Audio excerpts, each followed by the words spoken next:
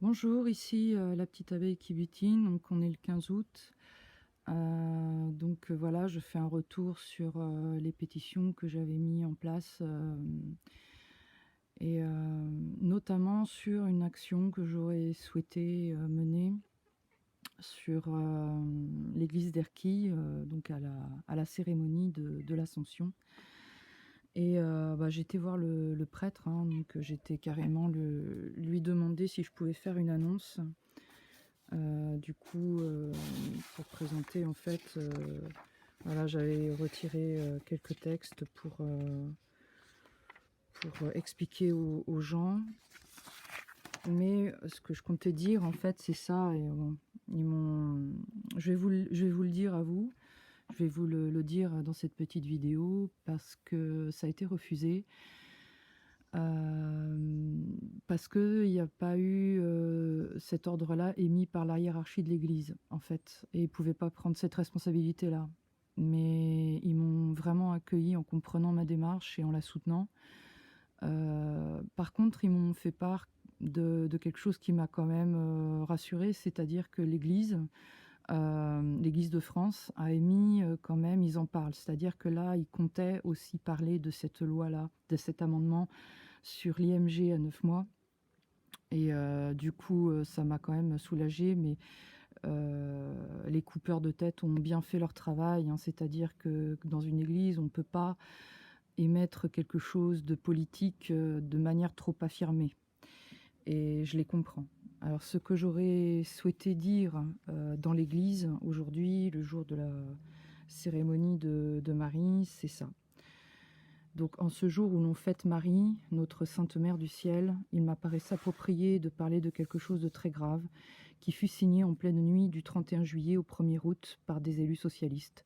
Je veux parler de l'amendement 524 rattaché à la loi bioéthique favorable à la PMA.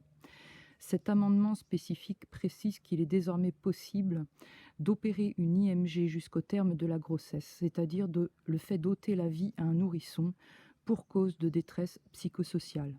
Le terme est terriblement vague, l'acte est abominable. Car comment peut-on tolérer que l'on supprime des nourrissons parce qu'ils nécessitent des infrastructures et des soins? Le crime plutôt que le courage politique? Quel est l'avenir d'une civilisation qui ne protège pas les plus faibles et les plus petits? Nous, en tant que communauté chrétienne, devons œuvrer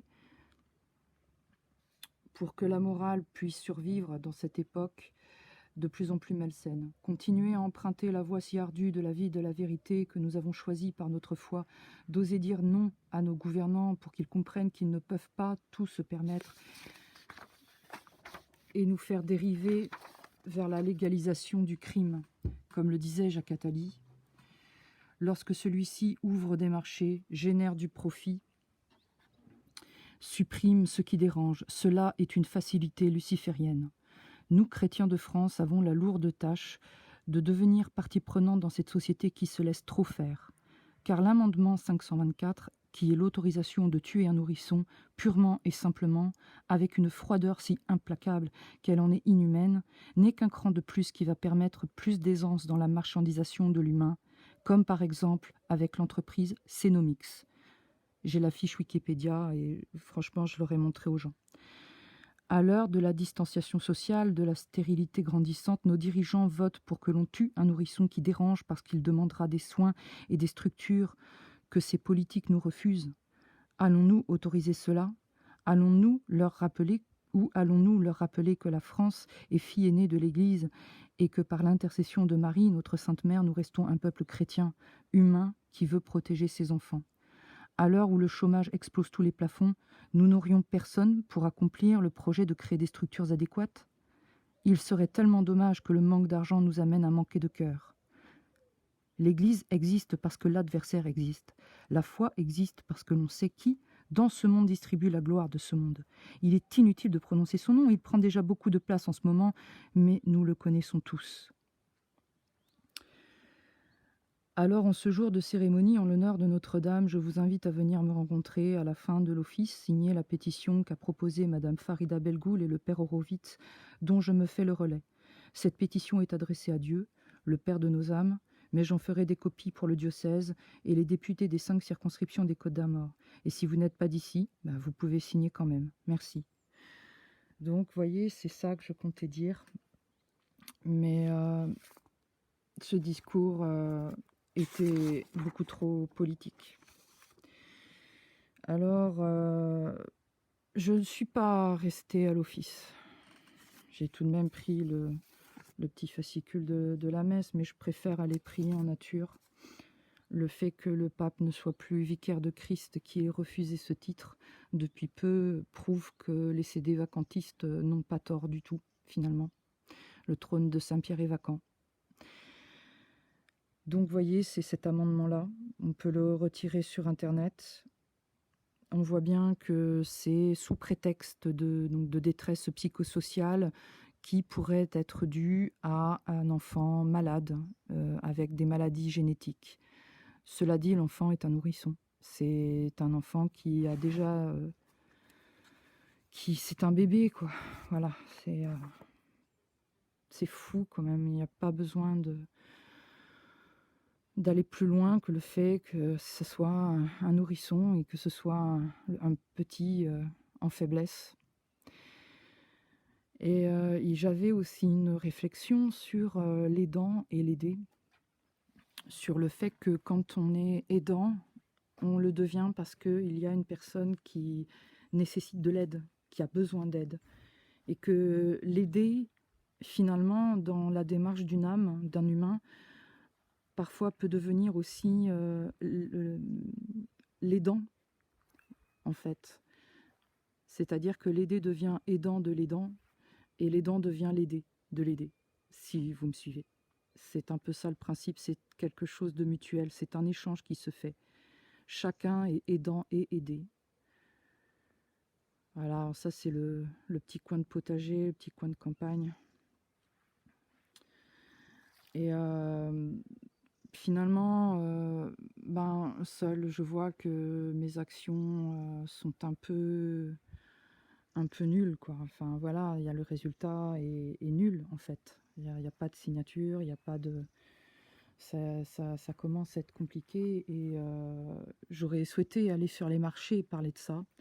Mais pour aller sur les marchés et interpeller les gens, il faut une autorisation que je n'ai pas. Et tout ça devient très très vite compliqué quand on est isolé comme moi et pas forcément en très bonne santé. Je suis une petite abeille délicate, il faut être indulgent. Par contre, il y a certaines choses qui peuvent être faites, c'est-à-dire constituer des groupes et se réunir. Et j'ai pris contact avec des gens ici en Côtes-d'Armor. Donc je pense que je vais aller, aller avec eux dans leur groupe et on va pouvoir comme ça plusieurs faire des choses.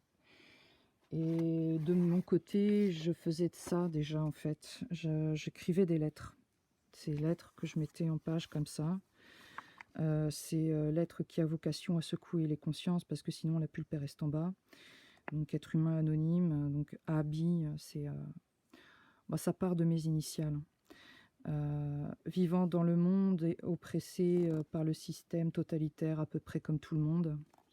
Et si j'ai mis mon regard, c'est ce que je dis en 4e de couve. Donc ceci est l'être qui secoue parce que sinon la pulpe reste en bas.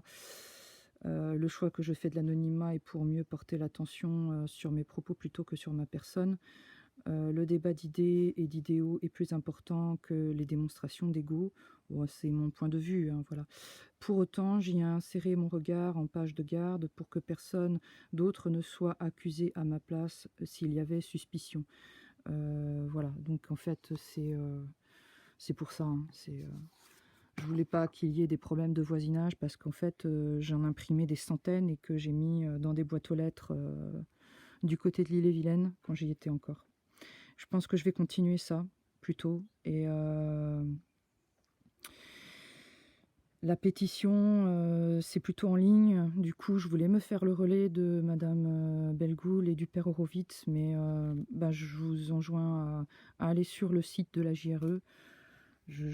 Voilà, parce que je vois que de mon côté, ça ne mord pas. Il vaut mieux effectivement aller directement sur leur site. Voilà, je voulais faire ça en soutien, mais voilà.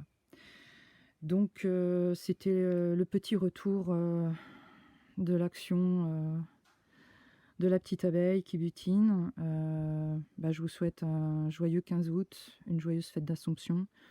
Pour ma part, je vais aller dire mon chapelet en pleine nature sur mes petits sentiers si agréables et plein de chlorophylle, sans masque et sans pchit de gel hydroalcoolique obligatoire. Allez, à très bientôt. Au revoir.